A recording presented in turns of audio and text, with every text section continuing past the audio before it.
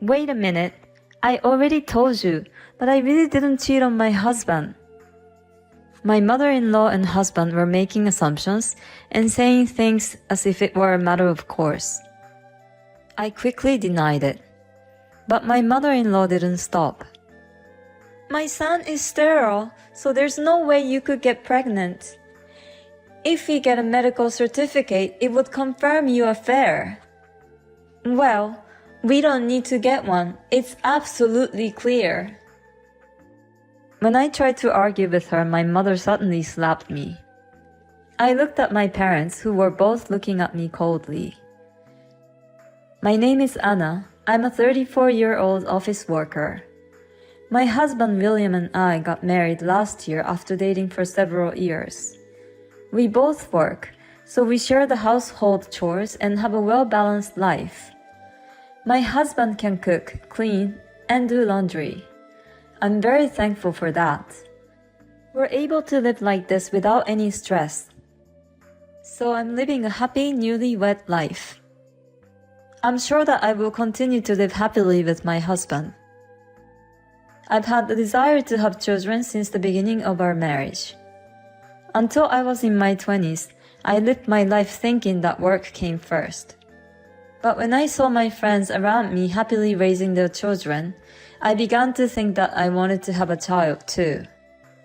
However, perhaps because of my age, I have not been able to have children. I was happy in my marriage, but there are also many discouraging moments. But I never gave up hope that a baby would come to us. Then, one morning, I woke up and felt sick. I thought it may be, and I immediately checked with a test kit. Then the test showed a positive result. Could I really be pregnant? I was a bit shaken, but I called in late to work and went to the hospital. Yes, it's definitely pregnancy, and I can hear the baby's heartbeat. Are you sure? Yes, you're in your 3rd month. Congratulations. Please go get your maternity handbook too. I couldn't hide my happiness and listened to the doctor with tears in my eyes. I can't wait to tell my husband and share my joy. I couldn't stop being excited and went to the supermarket on my way home to pick up some food. I wondered if my husband would cry and be happy too, and then we would hug each other. My head was filled with such imaginations even after I arrived home. I cooked dinner in a happy mood. Finally, at night, my husband came home. Whoa, the dinner looks amazing today, he said as he untied his tie. I couldn't stop smiling and said to him, To tell you the truth, I got pregnant. And he said, What? Pregnant? He looked surprised. I was expecting him to scream in joy after that. But he had a surprising reaction. Whose baby is it? What? I asked you whose child it was. He asked, looking at me with cold eyes. What's the matter with you? Of course it's yours, I said, and he sighed.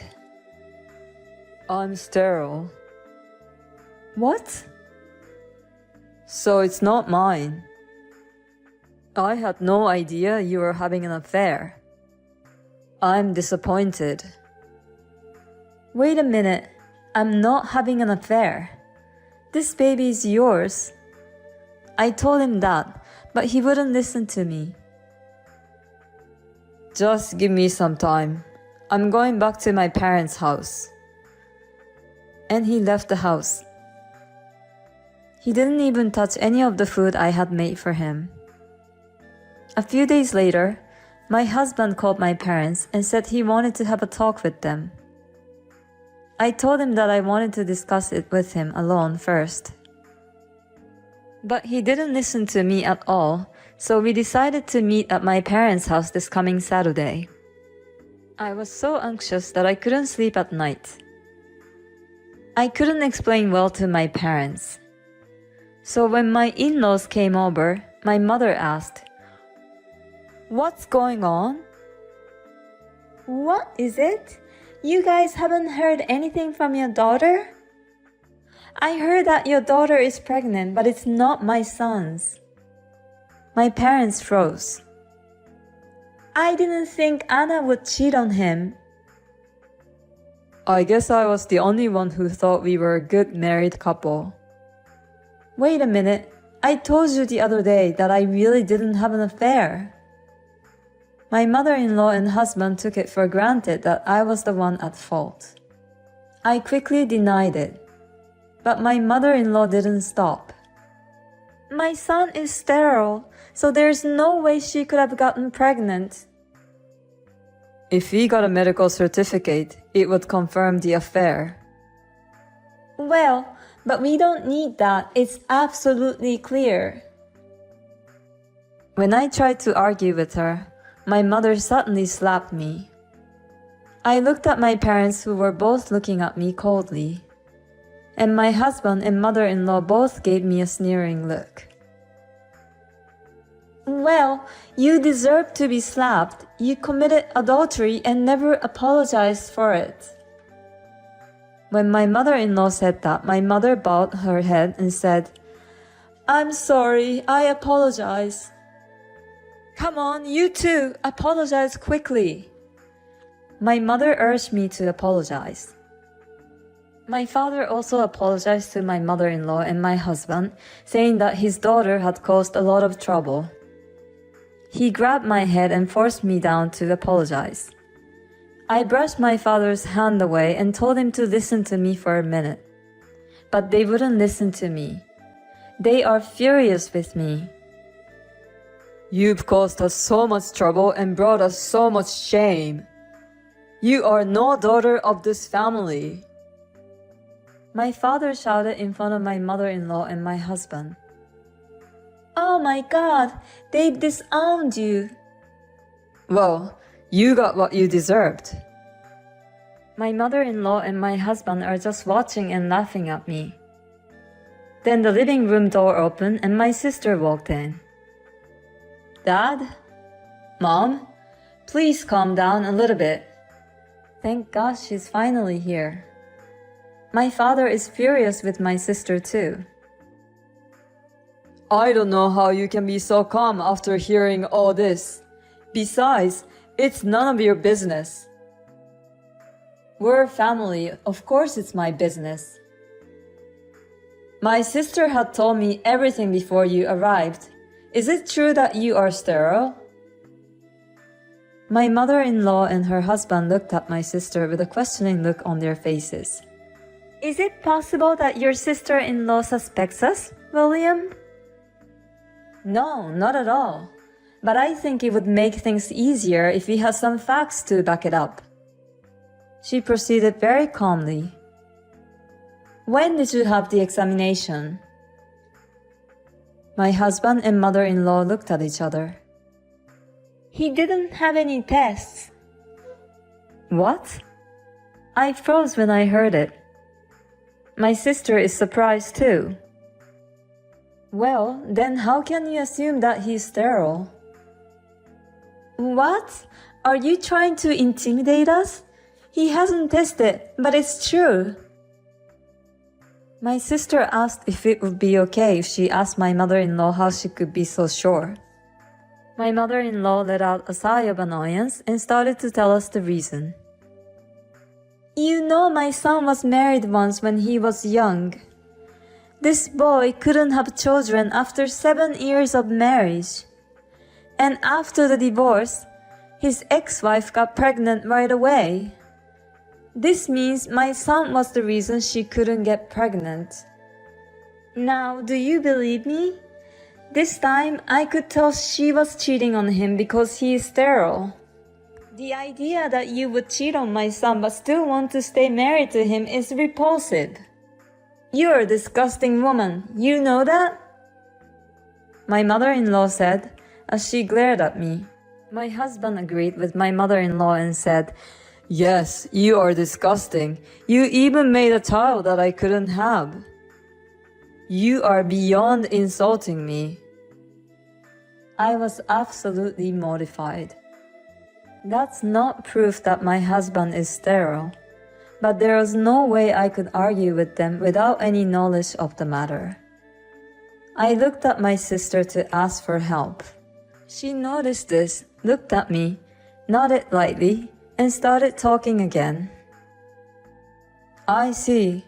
I can see why you would think you had a problem if you had such an experience. But I can't say for sure that your son is sterile just because of that. There are families that have children after 10 years of marriage, and without any particular fertility treatment." When my sister said that, my mother-in-law butted in. "Don't try to mount me with the information you found on the internet. You're not a doctor, so what you say is meaningless."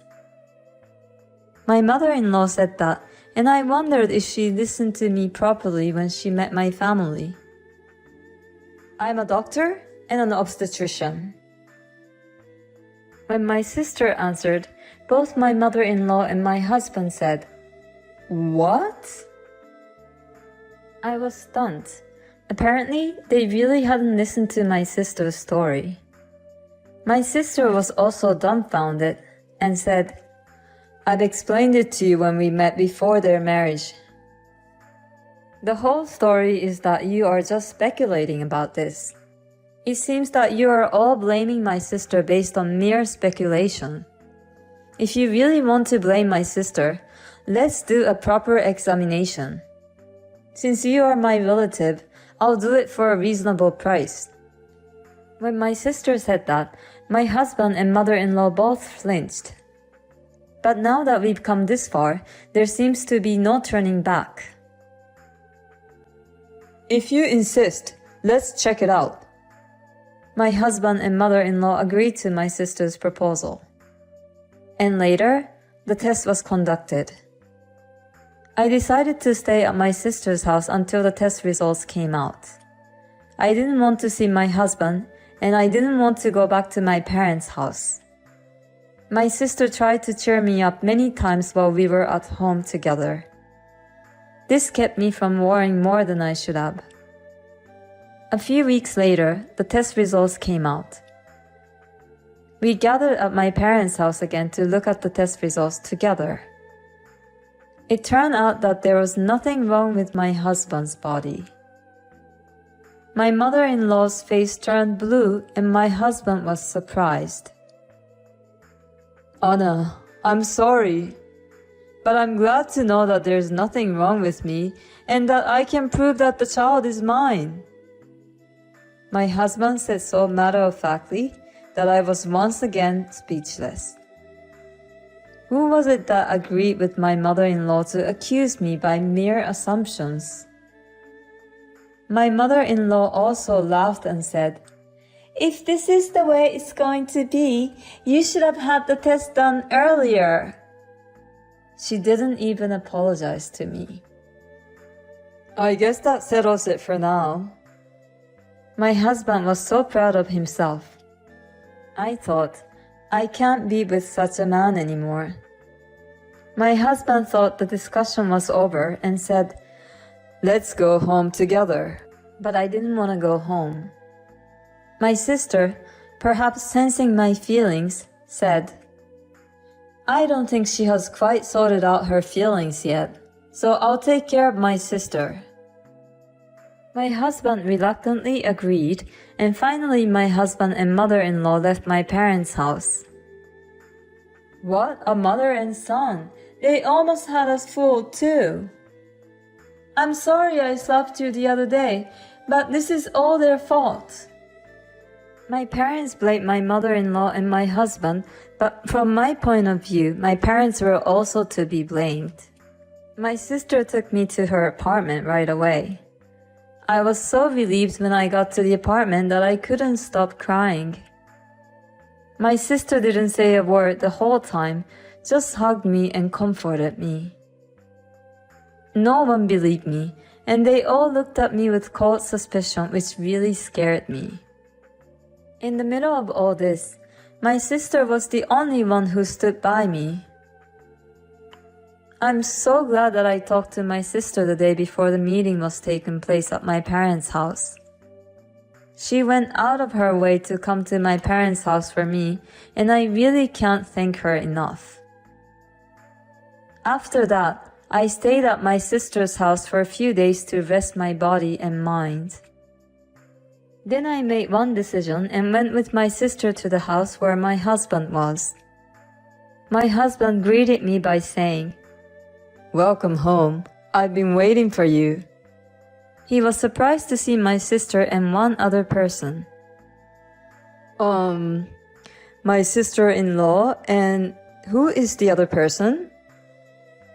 He's a lawyer. I asked him to come today. Lawyer? My husband was very upset. Why a lawyer? I can't live with you anymore. Please, let's get a divorce. When I said the word divorce, he turned blue. Wait a minute. That's out of nowhere. It's not that sudden. After everything that happened. No, I'm sorry about that. But you can't just get a divorce on that grounds. The lawyer explained to him about that. As far as I can tell, the fact that you and your mother blamed Anna blindly would be a reason for divorce. And knowing that Anna wanted to have children, but you married her by hiding the fact that you were infertile from her is a problem. I think my husband didn't expect this. He nodded his head but seemed to be in shock. With my husband on the side, I packed up my belongings and returned to my sister's house.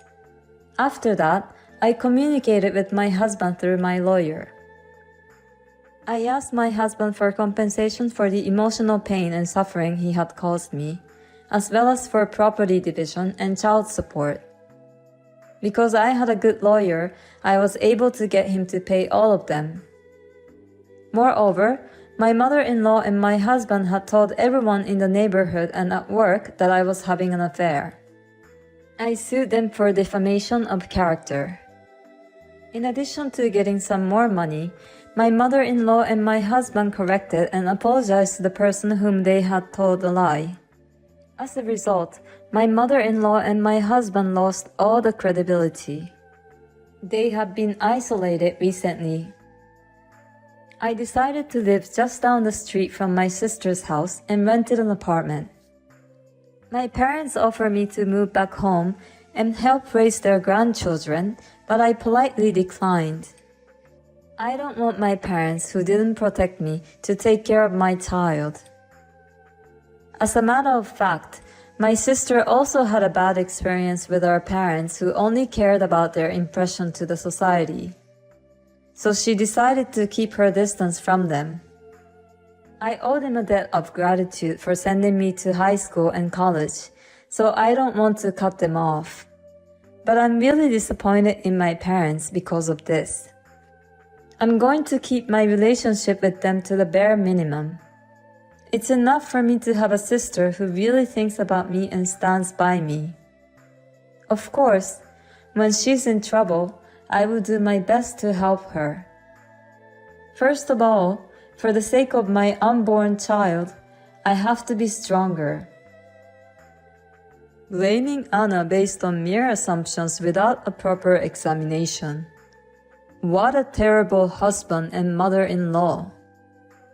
And the parents who believe that and blame their own daughter without listening to her are also a problem. I'm so glad that Anna's sister is a wonderful person. It will probably not be easy being a single mother, but I'm sure she will be fine. Please cherish the bond you have with your sister and live every day happily.